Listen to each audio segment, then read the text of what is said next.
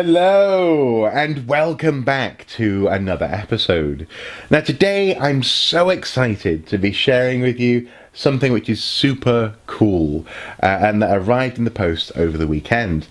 Well, technically it arrived on Friday, but I've been playing with this thing over the weekend and I could not be more excited to share with you today the Gameboy Player. Now, this particular peripheral came out in 2003 and is a piece of hardware that plugs into the bottom of the Gamecube. It came with some software, this disc, that allowed the whole thing to work and essentially acts as a sort of form of a conduit, an emulator I guess maybe, for your Game Boy collection. It can play Game Boy games, Game Boy Color games, Game Boy Advance games, all on your TV. Now, this particular version is a version that did belong to my friend. This particular bundle, the disc and the hardware, he was selling this and gave me first crack at the whip, as it were. So I managed to get hold of it for around about half the market value, and I could not be more happy that he gave me a chance to get hold of something that I've wanted to try at least since 2003. But crucially, it's really actually quite hard to get hold of both elements, especially the PAL discs, because for some reason the discs have just gone missing. Presumably they've been scratched or lost over the years.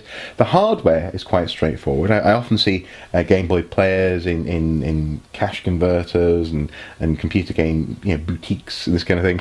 But the software, especially the PAL disc as opposed to the NTSC disc or the Japanese disc, is really quite hard to get hold of. So thank you so much to that lovely friend for giving me that opportunity to buy this off him.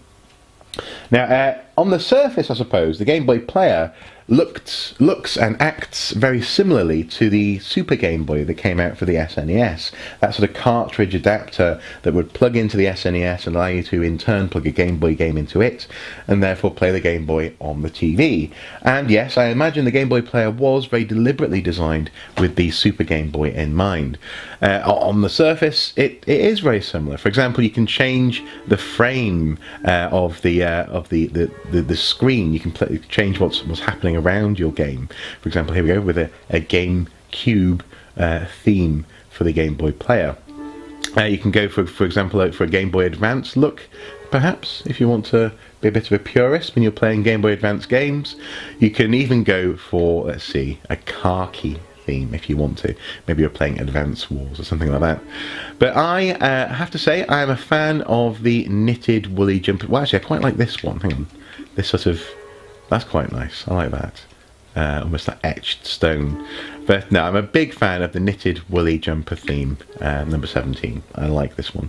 It's kind of cute. Reminds me of Yoshi's Woolly World. I think it's quite funky. You can change the size of the screen. I normally have it set to full, just to maximise the amount of Game Boy I'm getting on the TV. And you can also, for example, mess about with the controller settings. I prefer to have L and R mapped to L and R on the Game Boy, the GameCube controller, sorry, but as it would be on the Game Boy Advance.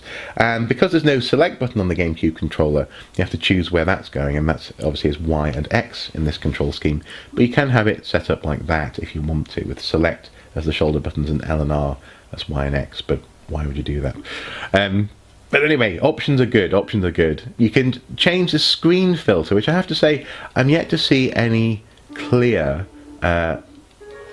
difference in terms of quality, screen quality, and I think this is probably a setting that would make more of a difference on an old CRT, as it were, TV, on a square TV from back in the day, whereas on this, on a HD TV today, it doesn't seem to make that much of a difference. There is a timer that you can set, and this is just a fairly arbitrary thing where you can say, okay kids, because obviously it's only kids who want to play Game Boy games, okay kids, you've got 20 minutes, and it will start counting down 20 minutes. But it doesn't turn off the game, it doesn't have any interaction with you other than to say, okay, it's been 20 minutes. So it's a fairly soft timer. But I guess, if you're a parent and, you want to say, okay, 20 minutes, kids, and then it's bedtime, you can do that if you want to. And there's also this, which is crucial. You have to use the software to change the game pack. You can't just eject it. Well, you can. There is an eject button. But if you do, then the whole thing sort of crashes and goes, what are you doing? Turn me off. Turn me back on again. So that's how you put a game into the machine. And let's do that, shall we? Let's start with let's see, a Game Boy Color game. Actually, I got over the weekend, and that is Harry Potter and the Philosopher's Stone, or I suppose the Sorcerer's Stone, if you're living in the US. So as soon as you plug the game into the machine, it registers it and boots it up, and it feels a bit strange if you're a veteran Game Boy player, because normally you have to plug in the cartridge and turn it on. There's that extra step. Here, the machine is already on, so it just plugs in and boots immediately, which can feel a bit odd if you are, say, a veteran. Oh, Harry Potter and the Sorcerer's Stone. It definitely says Philosopher's Stone on the game pack, though. Okay, so is this an American game? Weird, but it can't be an American game. This is the PAL version. Interesting. Dear Mr. Potter, you have been accepted to Hogwarts School of Witchcraft and Wizardry. Yours sincerely, Albus Dumbledore, Headmaster. Cool. Welcome to Diagon Alley. Wow, they're really jumping in here, aren't they? Harry. I've never seen this place. I've seen a place like this before. That's because there's none like it. This is Ollivander's Wand Shop, as you can see by the sign. I'll go in and see to getting a wand. You can explore a bit if you like, for you join me inside. Oh, that's a nice harsh Game Boy noise there. Okay. He looks like Wally or Waldo without his hat and cane, doesn't he? Careful of the side alleys. Some big rats live there. Okay, thank you. Oh, look at this guy. The shops will buy back what they sell you at reduced prices, of course. Okay. Don't run from every creature you encounter. You can't defeat the stronger creatures later, unless you defeat weaker creatures now. Thank you.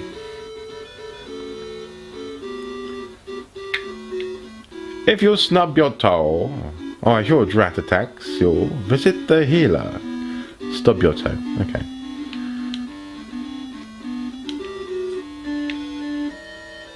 This is pretty good, actually. What's this?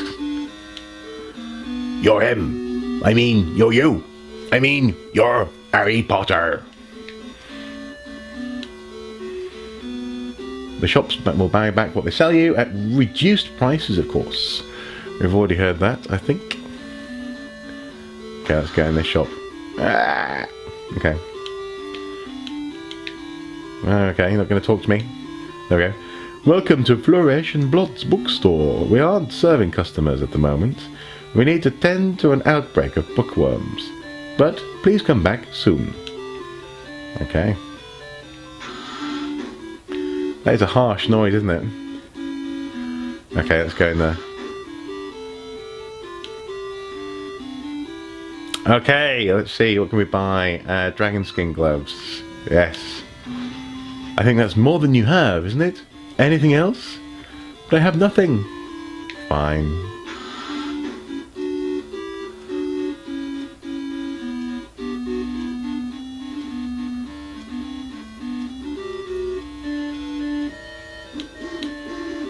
Oh, wow, the statue makes a...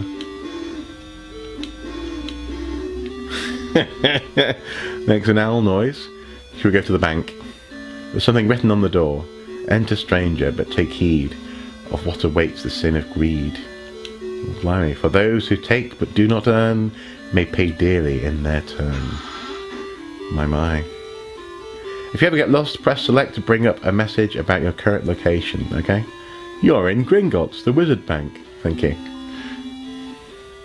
Yeah, I think, okay, that's quite cool. And as you can tell, the graphics are slightly bumped up in terms of quality. You don't get the options that you might get, for example, on the more recent Nintendo emulating type software. Things like the NES Mini, for example, where you can get True Pixel and all this kind of thing, or have a fake CRT effect put over the the screen. But then again, this Game Boy Player was released at a time when actually the screen had that effect already, because you're playing on the older TVs. But I think it works well, it holds up well, and I'm so pleased that it comes through crisply on a modern TV. Okay, that's enough of Harry. Let's see what else there is. Let's see. Change game pack. So next it is Battletoads. I'm going to give that a go.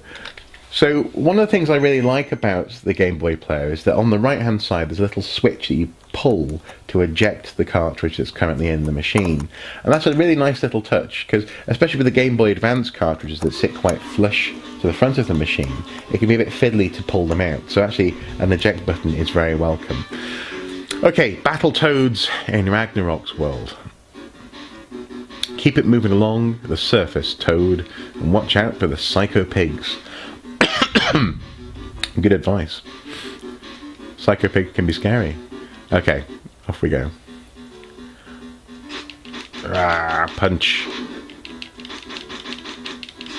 Now, I never really understood the Battletoads as a kid. In so much as I always thought, isn't that a rip-off of the Turtles? And I guess it is a rip-off of the Turtles. Toads instead of turtles. Now, one weakness, if you can call it that, of the Game Boy Player compared to, for example, the Super Game Boy on the SNES, is that the Game Boy Player doesn't allow you to choose the colour sort of range that the original Game Boy games will be displayed in. On the SNES version, you can choose whether you're going to have the original sort of green spectrum, or if you're going to have a reddish sort of hue, or a greenish, or a brownish, or yellow. You can choose. And also as well, the cartridge tries to gives you options in terms of what the colours of the characters are, for example, compared to the background. That's not something that's available on the Game Boy Player. So actually the Super Game Boy in some respects is nicer for original Game Boy games, I guess. But actually, a positive here is that the graphical quality is quite nice, and even though it's making choices for you about the colours, the music is also quite nice. I think the Game Boy Player, instead of the Super Game Boy, does a better job of translating the Game Boy's soundscape, if you see what I mean, certainly to a modern television. It's got a slightly more rounded, slightly warmer sort of hue to the music and the sound effects. So, I think you're trading off a little bit, but also, as I say, with the Game Boy Player, as opposed to the Super Game Boy, you can play all Game Boy games. You can play Game Boy Color, as we just were. You can play original Game Boy, as we are now. Oh, go away! And you can play Game Boy Advance, as we will in just a moment. Ah! Stop killing me! Yeah, punch you in the face, you flying psycho pig. I kick you. Yeah. Oh.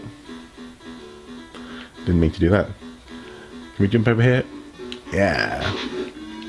Psycho pigs.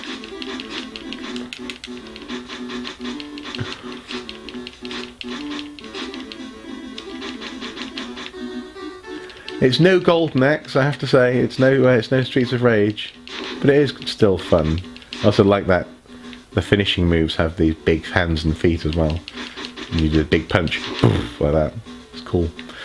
Okay, moving on. Now, you may remember from my Game Boy Advance game collection video that I have the Minish Cap on Game Boy Advance.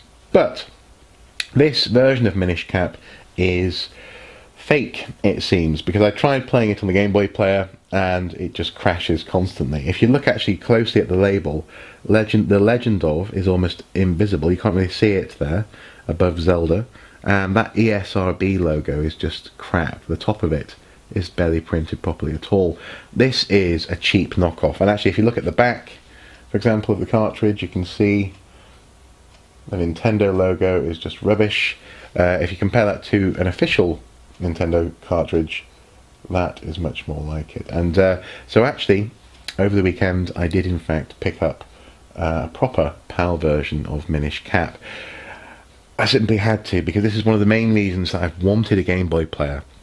is to finally get stuck into Minish Cap using a GameCube controller. So lovely to hear that on your TV.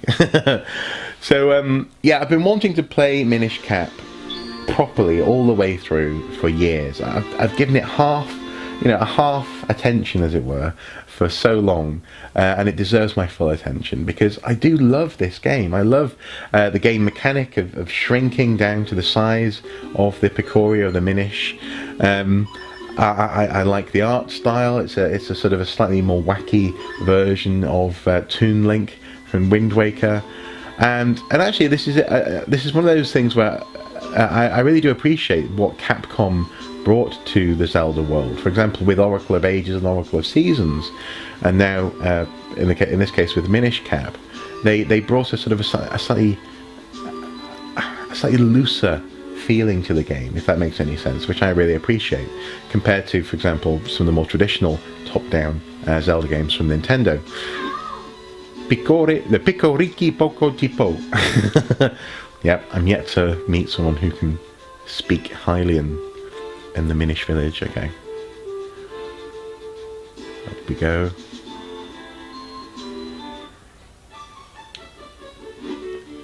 Oh, he's got a sewing needle. How cute is that? It's his staff. Pico, Ricopi, Picoco, Copi. Ah, sorry, man. I need to go and find someone who can translate. So again, the music is, as it were, upscaled to that sort of lovely round Dolby-ish, if that's actually the case in this instance. I'm not sure, but you know, it's got that sort of quality, stereo kind of niceness. Oh, okay. Still can't talk to people. I'm like the size of a thumb, and I can't talk to anyone.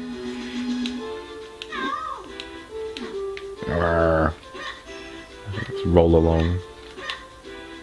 Keep rolling, rolling, rolling, rolling on. Now I'm showing my age there, aren't I?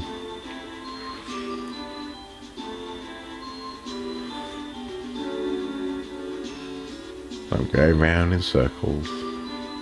Let's have a look over here.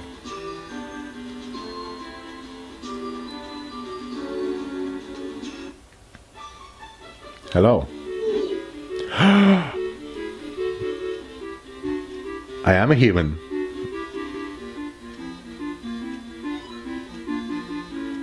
Fistari.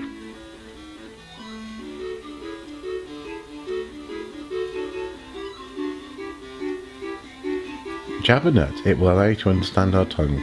You should be able to find one in the barrel house just south of here. Thank you. And there we go. So yep, Game Boy Player will definitely allow me to get my teeth properly stuck into the Minish Cap. Moving on.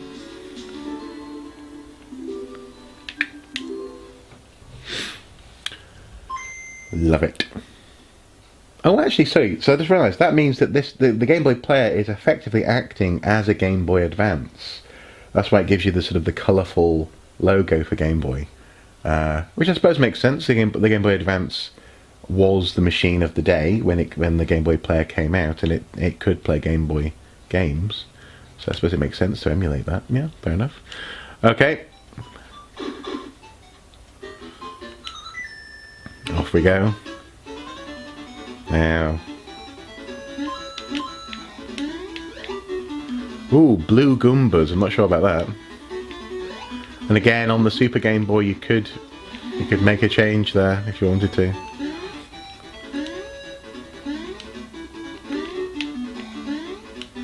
We'll go down the pipe.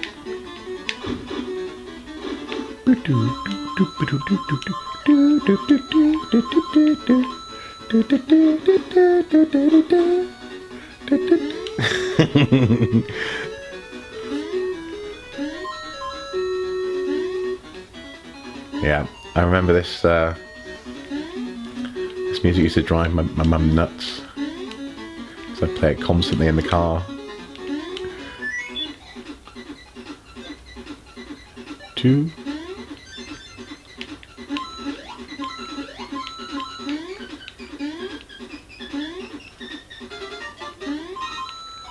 Yeah.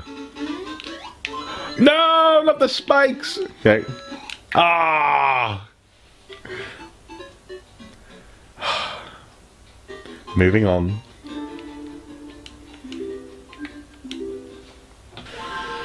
Time for one of my favourite Game Boy Advance games.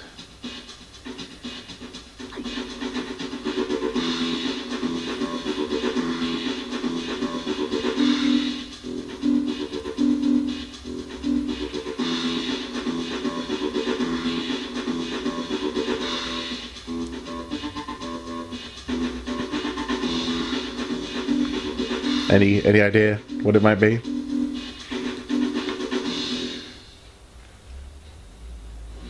Of course, Spider-Man Mysterio's Menace. New game? Go with normal. Now for a Game Boy Advance game, this is pretty good. Hey Peter, I just won some new goldfish at the amusement park, but I forgot to pick up a fish bowl for them. Oh no. I'll pick one up for you. Hang on a sec. TV reporter. Reports are coming in of rampant criminal activity around the downtown New York area. Oh no. Police won't comment on whether these incidents are connected. Trouble has been reported in Pier 54, the Empire Metals Foundry, as well as the massive mob activity downtown. People are being warned to stay indoors. Mary Jane, something's come up. Gotta go. Alright, Peter. Just don't forget my fishbowl. It's going to be a long night. Okay, let's go for downtown. Here we go. Now look at that. That's pretty good. Pretty good for Game Boy Advance. And as you know from previous videos, I'm a stickler for the Spider-Man mechanics. A Spider-Man game has to make you feel like Spider-Man. Okay, yeah, this isn't a fully 3D world, so I can't be swinging off buildings, but I can, in this instance, do mostly what I want to do as Spider-Man. Oh, which apparently is getting beaten up. Again, the music is solid. The translation of the game to the TV is quite nice. It's not jerky or even actually, frankly, overly fluid. It's just feels good. On top of the Daily Bugle. Ah. There we go. Ah.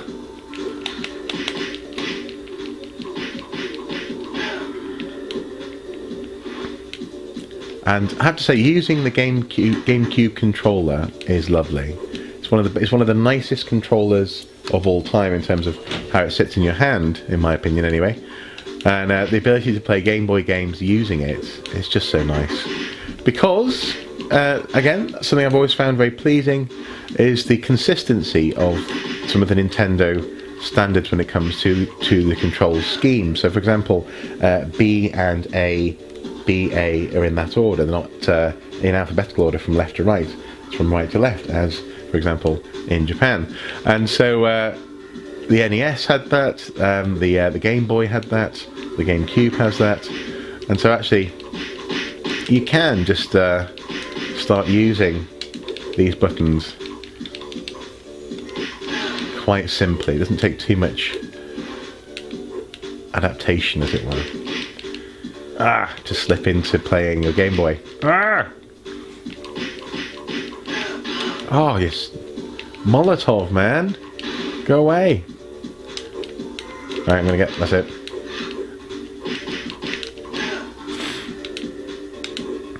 Now, it may not look like it, but I'm normally quite good at this game. Stick to the ceiling.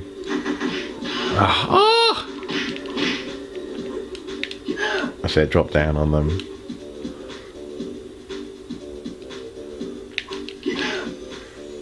Lots of Michael Jacksons, it seems, that I'm taking on. Lots of moonwalkers.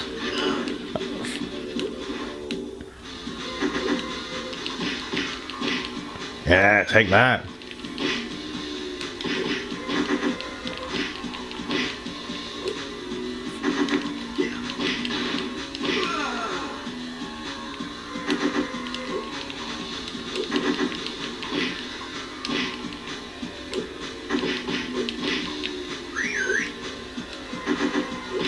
Calls him back up again.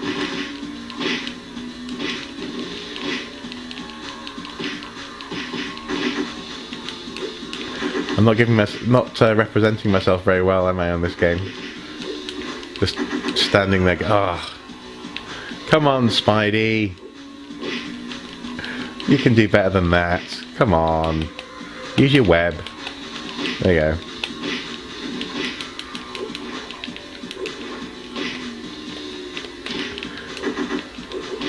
Honestly, on Saturday, I was kicking ass and taking names. Promise. Seriously. Okay, one more life left. Come on. That's it. That's more like it. Up. No, up. There we go. Damn it. Ah!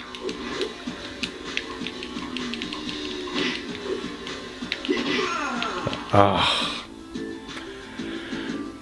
With great power comes great responsibility. I don't think I'll write down the password for that one. Moving on. Of course, Zelda Link's Awakening on Game Boy, my favourite Game Boy game, and my favourite Zelda game of all time. Unfortunately though, I'm not a big fan of the colour choice that the Game Boy Player has made here. Red and green, slightly harsh colours, and as I say, the Super Game Boy does give you the options. You can choose what colours it's going to go for. So, I don't know, perhaps Super Game Boy again is the best choice for original Game Boy games. But then again, the sound is good, and the pleasure of playing this game using a Gamecube controller is excellent. And also, frankly, just the convenience to be able to play on my TV down here in the living room. So, it's a slight trade-off, and it's one I'm willing to make, I guess.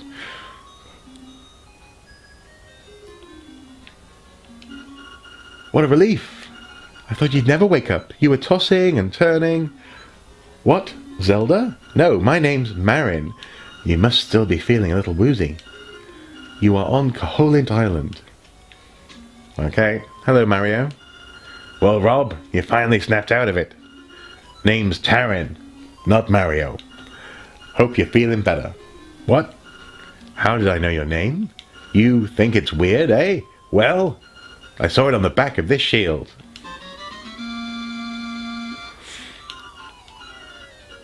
You got your shield back. You can use it to flip enemies. And off we go. And so yeah, I'm not a big fan of this colour scheme, but there's so many other great things about being able to play on the Game Boy Player.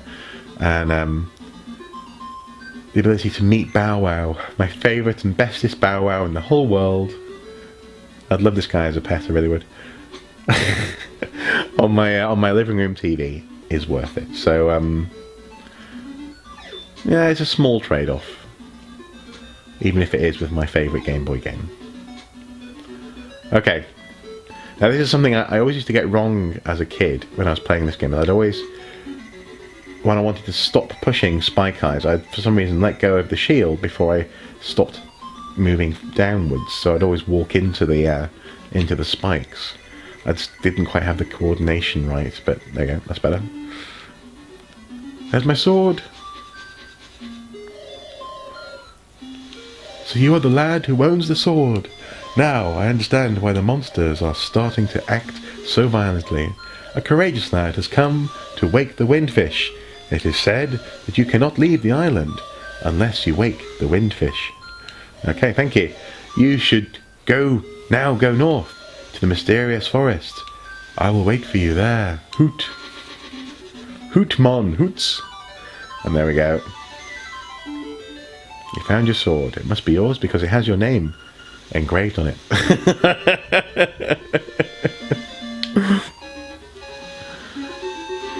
Yes. And again, you know, the as I was saying before, the fact that the B and A buttons are the same as on the Game Boy, in the same orientation more or less. Obviously the A button's slightly bigger, it just makes for such a familiar gameplay experience. I love it. And that music sounds better than ever. All in all, yeah, I approve. Okay. Ah! Out of the way of the coconuts. Who's in here? Is it the alligator? It is. Hello. Welcome to Sale's house. Oh, bananas. I'm Sale. This is my house. Actually, my hobby is collecting rare and unusual canned food. My brother is an artist, so I guess strange hobbies run in the family. And that is one of the reasons why I love this game. It's just so weird. Look, have you noticed how he's the crocodile or the alligator's bed is surrounded by water there? Yeah. But yeah, canned food. Keep that in mind, children. Okay, let's leave it there for today, I think. Gameboy Player. I'm so pleased to finally have it, and like I say, it's the ability to play these games, all these games, Game Boy Original, Game Boy Color, Game Boy Advance, on my TV here in the living room, instead of being banished upstairs to a corner or something to play on the SNES, or even having to rely on battery power for my original Game Boy. This is just a brilliant thing, and it does, as you know, as I was saying earlier, it really does bring the Game Boy. It gives it new life, and it's one of the best things ever to happen to the Game Boy line. It simply is. Anyway, guys, as ever, until next time, do take care. Bye bye.